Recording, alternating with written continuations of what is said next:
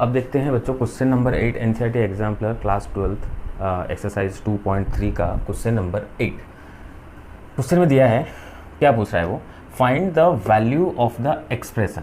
Expression क्या है, ये और ये एक टर्म है, ये एक टर्म है। उसने पूछा find the value of expression का मतलब इसको सॉल्व करने से कोई एक न्यूमेरिकल वैल्यू आएगा, तो हम उस चीज़ को डिफाइन सॉल्व करने जाएंगे। तो पहले पैटर्न को देखते हैं। पैटर्न क्या कहता है, देखो बाहर ये साइन है तो ऑब्वियस सी बात है हमें यहाँ पे साइन इन्वर्स में लेके आनी है। फिर उसके बाद ये वाला टर्म में बाहर कॉस है, अंदर हमें कॉस इन्वर्स के फॉर्म में अगर हम लेके आएंगे तो हमें इसका एक एक्सप्रेशन मिल जाएगा, क्योंकि कॉस इन्वर्स अगर अंदर कॉस है तो वेनिस हो जाता है, साइन इन्वर्स है वेनिस हो जाता है, टैन बाहर अगर टैन है तो टैन इन्वर्स है तो वेनिस हो जाएगा।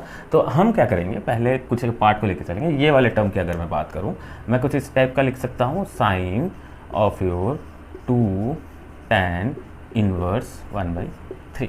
ठीक है, अब देखिए ये वाली चीज़ को देख करके चलना। What is this, this is nothing but theta. ये अगर मेरा थीटा है, अब इसको देख करके हमें एक पैटर्न पता चलता है। क्या है वो कि 2 tan इनवर्स x जो है, 2 tan इनवर्स x जो है in terms of your tan inverse जो है, tan inverse is equals to 2x divided by 1 minus x square. हमने इसे प्रीवियस वाले क्वेश्चन में करा था कि ये जो जितने भी x हैं एक कंडीशन में के अंदर रहने चाहिए। क्या है वो, ये कंडीशन है जो x की वैल्यू होगा वो 1 एंड -1 के बीच में लाई करना चाहिए। अब देखो इस चीज़ को अगर मैं इसके साथ कंपेयर करता हूँ तो x कितना हुआ मेरा, x is equals to 1/3 and 1/3 जो है 1 और -1 के बीच में लाई करता है। तो ये कंडीशन को मैं लिख सकता हूँ, ये फॉर्मूले को यूज़ कर सकता हूँ। तो मैंने क्या करा, इसको मैंने कर दिया साइन इनवर्स ऑफ योर, अब ये क्या लिखूँगा, tan inverse of your 2 into x क्या है 1/3 डिवाइडेड बाई 1 माइनस 1/3 का होल स्क्वायर का ब्रैकेट। अब थोड़ा इसको सॉल्व कर लेंगे। ये क्या बनेगा, sine of your tan inverse, ये क्या हो जाएगा 2/3 डिवाइडेड बाई, एलसीएम लेकर के चलेंगे, 3 का स्क्वायर हो गया 9, 9 माइनस 1 हो गया 8, 8 डिवाइडेड बाई 9।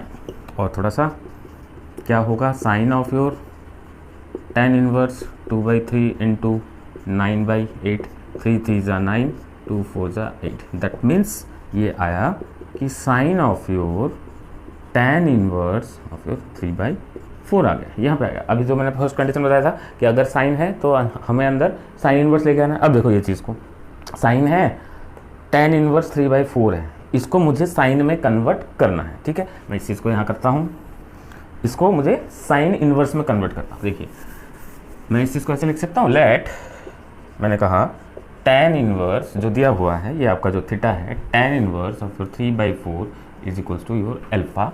तो इसको मैं लिख सकता हूँ tan alpha is equals to 3/4। हाँ, तो tan alpha is equals to 3/4 का मतलब PBH के फॉर्म में अगर हम चेक करने जाएंगे थ्रू प्रॉपर ब्रश, अब देखो ये राइट एंगल ट्राइंगल हो गया, this is your 90 degree and this, if this is your alpha, this is your base, this is your perpendicular. अब परपेंडिकुलर कितना है मेरा 3 है, बेस कितना है मेरा 4 है, तो हाइपोटेनस कितना होगा, ऑब्वियसली मेरा 5 हो जाएगा। क्यों मैं हाइपोटेनस ढूंढ रहा हूँ, क्योंकि मुझे यहाँ पे साइन इनवर्स में लेके आना है। अब देखो मैं इस चीज़ को क्या लिखूँगा, मेरा साइन अल्फा क्या होगा, साइन अल्फा जो होगा साइन सम पीपल हैव, तो परपेंडिकुलर कितना है 3, हाइपोटेनस कितना है मेरा 5। ठीक है, क्योंकि मुझे साइन इनवर्स में लिखना है तो मैं इस चीज़ को इन्वर्स करूँगा तो क्या हो जाएगा, sine inverse of your 3/5 is equals to alpha. अब देखो अल्फा, अब मैंने लेट क्या लिया था, alpha is equals to tan inverse of your 3/5, मतलब मैं इसके साथ ये इक्वल कर सकता हूँ क्योंकि दोनों तरफ अल्फा अल्फा आ गया, इसी से ही ये डिराइव हुआ है। दैट मीन्स वर्ड कि tan इनवर्स ऑफ योर 3/5 मुझे यहाँ दिखेगा, मैं वहाँ पे साइन इनवर्स ऑफ योर 3/5 की वैल्यू पुट कर सकता हूँ। अब देखो यहाँ पे ये क्या होगा, साइन ऑफ योर, साइन देखो tan इनवर्स 3/4, तो क्या लिखूँगा, tan इनवर्स ऑफ योर 3/4 को sine inverse of your 3/5 value put कर सकता हूँ। अब देखो sine of your sine inverse, ये वेनिस हो जाएगा तो ये कितना बचेगा 3/5 बचेगा। बट यहाँ पे एक कंडीशन देखना बेटा, क्योंकि ये ट्रिग्नोमेट्रिक वैल्यू है और ये इन्वर्स है, तो ये ट्रिग्नोमेट्रिक वैल्यू के हिसाब से उसका रेंज क्या होगा, that should belongs to -1 to 1। ये चीज़ को लिख करके चलना। अब हमने ये वाला पार्ट को सॉल्व करा था तो ये वाला पार्ट आकर के हमें मिल गया था 3/5। अब सेकेंड वाले पार्ट को हम सॉल्व करके चलते हैं। ये वाले सेकेंड टर्म को क्या होगा, देखिए अब क्या वही सेम लॉजिक, क्या कॉस है बाहर तो हमें उसके अंदर कॉस इन्वर्स लेके आनी है, ये वाला टर्म जो है कॉस इन्वर्स में करके लेके आनी है। तो मैं क्या लिखूंगा, cos of your tan inverse 2√2 मैंने कहा। अब देखिए ये जो है tan इनवर्स 2√2, यहाँ पे 2 tan इनवर्स ऑफ 1/3 तो हमने फॉर्मूला यूज़ करा, लेकिन ये तो सीधा tan है, तो हम क्या करेंगे, let tan inverse of your 2√2 is equals to, हमने इसको अल्फा लिया था और सॉल्व कर दिया था हमने, इसको हमने बीटा लिया, ठीक है। तो ये क्या होगा, tan beta is equals to 2√2, tan beta, same process, right angle triangle लीजिए, ये अगर बीटा है, this is my base, this is your perpendicular and this is your hypotenuse. अब थ्रू प्रॉपर ब्रश मतलब परपेंडिकुलर हो गया मेरा, थ्रू प्रॉपर ब्रश परपेंडिकुलर हो गया मेरा 2√2, ठीक है, बेस हो गया मेरा 1, तो हाइपोटेनस क्या होगा, इसका स्क्वायर प्लस इसका स्क्वायर का रूट ओवर, तो 2√2 का होल स्क्वायर प्लस 1 का स्क्वायर का रूट ओवर। अब 2√2 का मतलब क्या होता है, 4 × 8 प्लस 1 का root over that is equals to 9, 9 जो हो गया that is root over of 9 जो है वो 3 हो जाएगा। तो हाइपोटेनस कितना मुझे मिला, that is h is equals to 3। क्योंकि मुझे कॉस के फॉर्म में ब्रेक करना है तो मैं इसको कॉस बीटा लिखूंगा। कॉस बीटा क्या होता है हमारा, PBH के फॉर्म में, कर्ली ब्राउन हेयर, b कितना हो गया मेरा 1, हाइपोटेनस कितना हो गया मेरा 3, तो मैं इसको लिख सकता हूँ cos inverse of your 1/3 is equals to beta, और मैंने स्टार्टिंग में बीटा को क्या लिया था, tan inverse of your 2√2, means क्या है कि tan इनवर्स 2√2 जहाँ दिखेगा मैं उसकी जगह पे cos इनवर्स ऑफ योर 1/3, क्योंकि बीटा बीटा इक्वल हो गया, मैं लिख देता हूँ इसको tan इनवर्स ऑफ योर 2√2, तो ये सेम हो गया।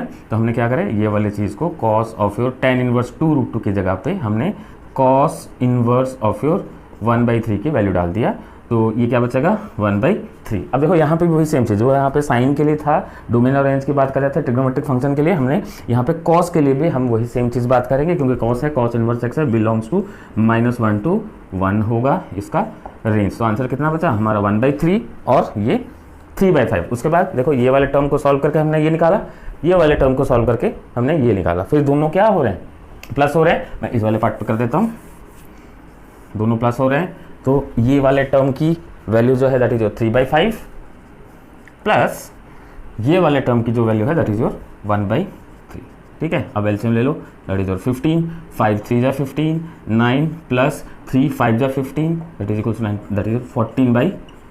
सो this is your answer, find the value of the expression, answer कितना होगा, दैट इज योर 14/15। अब देखते हैं क्वेश्चन नंबर 9। अब देखते हैं बच्चों क्वेश्चन नंबर 9 एनसीईआरटी एग्जाम्पलर का, inverse trigonometry class 12। Question number 9 क्या कह रहा है, if 2 tan inverse of your cos theta is equals to tan inverse of your 2 cosec theta, मतलब ये आपको गिवन हो गया, इफ कह रहा है, तो ये इसके साथ ये अगर इक्वल है देन सो दैट हमें दिखाना है theta is equals to π/4 where n belongs to an integer, n belongs to an integer है। अब देखो इस चीज़ को हम सॉल्व कैसे करके लेके चलेंगे, जो गिवन है हम पहले उसको लेते हैं, क्या है, that is 2 tan inverse of your cos theta is equals to tan inverse of your 2 cosec theta, ठीक है। अब देखिए यहाँ पे 2 tan इनवर्स है, लेकिन यहाँ पे सिर्फ tan इनवर्स है, वेनिस मत कर देना बेटा, ये एक फॉर्मूला है, क्या है देखिए, अगर मैं cos थीटा को अगर मैं x लेकर के चलता हूँ तो 2 tan इनवर्स x का फॉर्मूला हमें पता है, 2 tan इनवर्स x क्या है, 2 tan inverse x is equals to tan inverse of your 2x divided by 1 minus x square, और आपको कंडीशन पता है -1 less than x less than 1, ठीक। तो यहाँ पे अगर मैंने कहा कि लेट, मैं समझाने के लिए लिख रहा हूँ, cos theta is equals to, अगर मैंने x ले लिया तो ये क्या बनेगा मेरा 2 tan इनवर्स x, ठीक है। तो ये फॉर्मूला यूज़ कर पाएंगे, तो हमने लिखा 2, तो x क्या था हमारा cos थीटा, तो 2 tan इनवर्स x क्या लिख सकते हैं, tan inverse of your 2 into x क्या है मेरा cos theta divided by 1 minus cos square theta is equals to, हमने ये वाले पार्ट को जैसे का तैसे रख दिया, ठीक है। क्यों, मेन चीज़ है हमारा कॉन्सेप्ट क्या है, मैं इसको इम्प्लाइज करके लेके चलता हूँ। tan इनवर्स आ गया, tan इनवर्स आ गया, फिर से बता रहा हूँ, काट मत देना, tan इनवर्स वेनिस हो जाएगा। वेनिस हो गया, बचेगा क्या हमारे पास 2 cos theta divided by 1 minus cos square theta is equals to 2 cos theta. ये वेनिस हो गया, ये वेनिस हो गया, जो बच गया ये हमारा। अब थोड़ा सा इसको सॉल्व कर लेते हैं। तो 2 cos theta divided by 1 minus cos square theta identity, that is your sin square theta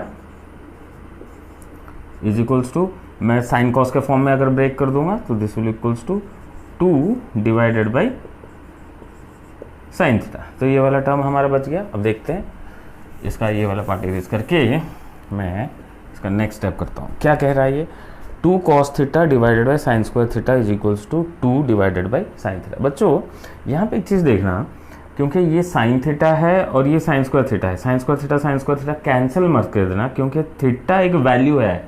देखो, so that theta is equals to π/4 हमें दिखाना है।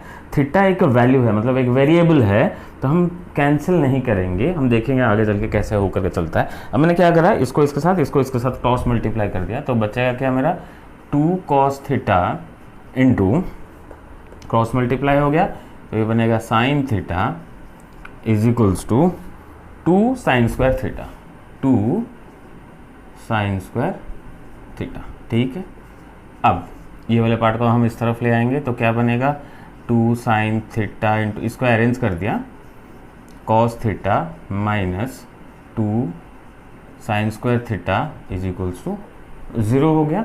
तो दोनों में से मेरा क्या कॉमन आएगा, 2 साइन थीटा कॉमन आ जाएगा, 2 साइन थीटा कॉमन आएगा, तो मेरा इस पे क्या बचेगा, cos theta minus sine theta is equals to 0। देखो ये एक फैक्टर के फॉर्म में आ गया। अब क्या मैं लिख सकता हूँ, 2 sine theta is equals to 0 लिख सकता हूँ, और cos theta minus sine theta is equals to 0 लिख सकता हूँ। ठीक है, तो 2 इधर डिवाइड हो जाएगा तो 0 हो जाएगा, sine theta is equals to 0, so theta is equals to क्या हो जाएगा, साइन 0 होता है, तो ये हो जाएगा 0, थीटा इज इक्वल्स टू 0। ये एक वैल्यू आया। सेकेंड वैल्यू को चेक करते हैं क्या होगा, cos theta is equals to sine theta, मैंने ये लिखा, कॉस को लेके इधर डिवाइड कर दिया, तो क्या बचेगा मेरा 1 is equals to sine theta by cos theta. तो ये वाला टर्म क्या बन गया मेरा, tan theta is equals to 1। ठीक है, तो मैं इस 1 की जगह पे मैं क्या लिख सकता हूँ, tan π/4, भाई tan 45 डिग्री का वैल्यू 1 होता है, तो हमारा क्या बचा, थीटा इज इक्वल्स टू π/4। लेकिन हमें ये तो सॉल्व हो गया, थीटा इज इक्वल्स टू π/4, ठीक है, लेकिन हमें कह रहा है कि then so that theta is equals to π/4। फिर ये थीटा इज इक्वल टू 0 भी एक तो आया है, इस चीज़ को कैसे हम करेंगे, ओनली π/4 होना चाहिए। तो थीटा, अब देखो थीटा इज इक्वल्स टू 0 की वैल्यू लेकर के ये जो हमारा गिवन था इस पे आप पुट करो। ठीक है, देखोगे ये 0 की वैल्यू जहाँ पे यहाँ पे पुट कर दोगे तो ये कोसेक 0 क्या हो जाएगा, इन्फानाइट, पूरा ये टर्म हो जाएगा इन्फानाइट। उस दौरान आपका cos 0 जो है वो 1 हो जाएगा, cos 0 जो है 1 हो जाएगा, मतलब tan inverse of your 1 tan 45 degree π/4 होगा, 2 इंटू π/4 जो है वो इक्वल नहीं होगा क्योंकि इधर इन्फानाइट आएगा, कुछ इधर एक वैल्यू आ रहा है, तो वेर हम ये जो थीटा इज इक्वल टू 0 अगर हम पुट करते हैं तो value LHS equal to RHS नहीं आ रहा है, इस तरफ इन्फानाइट बन रहा है, इस तरफ सॉल्व करोगे तो कुछ और एक वैल्यू आ रहा है। तो हम यहाँ पे लिखेंगे कि theta does not belongs to 0, क्यों, cosec theta is equals to cosec 0 जो होगा that is your infinite which is not defined and LHS is not equals to RHS, ये वाले पार्ट को। तो बचा क्या हमारे पास, थीटा इज इक्वल्स टू π/4।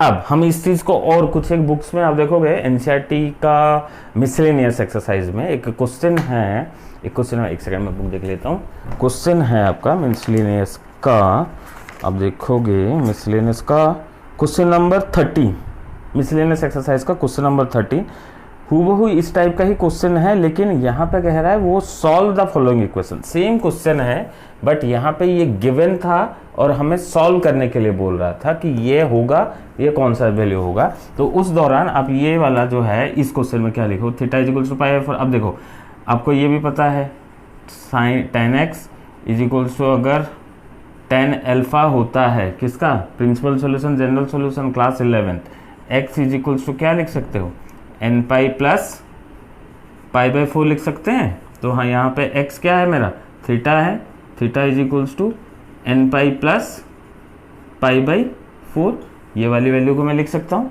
ठीक है, अब देखो उसने इसीलिए कहा कि where n belongs to an integer. अब देखो इंटीजर के वैल्यू मैं पुट करूँगा, अगर मैं 0 पुट करता हूँ क्योंकि प्लस भी हो सकता है, माइनस भी हो सकता है, 0 भी हो सकता है।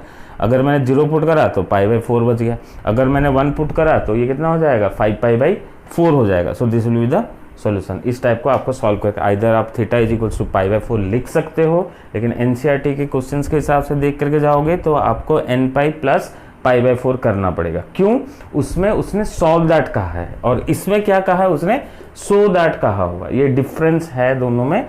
बाकी आप थीटा इज इक्वल्स टू 0 आप नहीं लिख पाओगे क्योंकि नॉट डिफाइंड हो जाएगा, LHS इक्वल टू RHS हो जाएगा। ये चीज को आपको प्रूव करके चलना पड़ेगा।